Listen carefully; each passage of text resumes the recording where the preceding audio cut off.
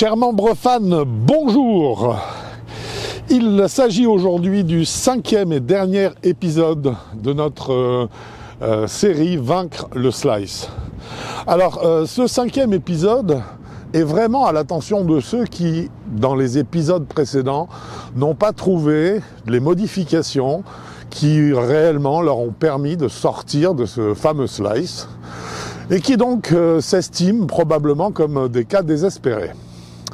Le but de ce 5e épisode, ça va être de vous donner toute une batterie d'exercices, 5 pour être précis, 5 exercices qui n'ont pas de lien forcément entre eux, qui ne sont pas, je dirais, dans une seule ligne pédagogique, mais qui vont par contre vous faire ressentir probablement des éléments clés qui vraiment vont vous faire sortir d'un phénomène de slice.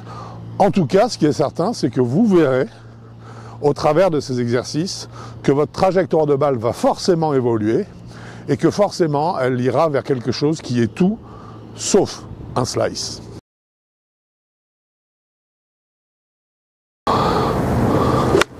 Bien. Super.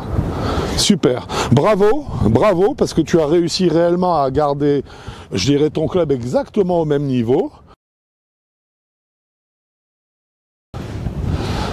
Notre deuxième exercice concerne la façon à laquelle le poids du corps travaille lorsque vous swingez le club. Et nous avons mis une deuxième balle juste à une longueur de tête de club de la première.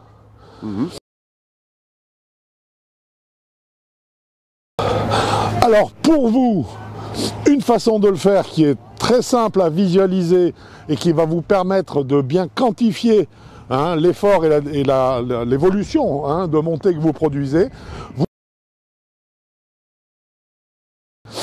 Lorsque le club n'est pas dans cette position, techniquement parlant, eh bien, il y a des dénominations qui le caractérisent. Par exemple, si le club est orienté en haut de la montée vers la droite de l'objectif, on dit qu'il est en lay-out. Si le club, au contraire, est orienté vers la gauche de l'objectif, on dit qu'il est en lay-in. Eh bien, mon cher Quentin, ce que je vais te demander, c'est ce que je vous demanderai ensuite de réaliser. Très bien. Parfait. Parfait. Merci de votre attention. À très bientôt sur Ravi Golf et d'ici là, bon golf à vous.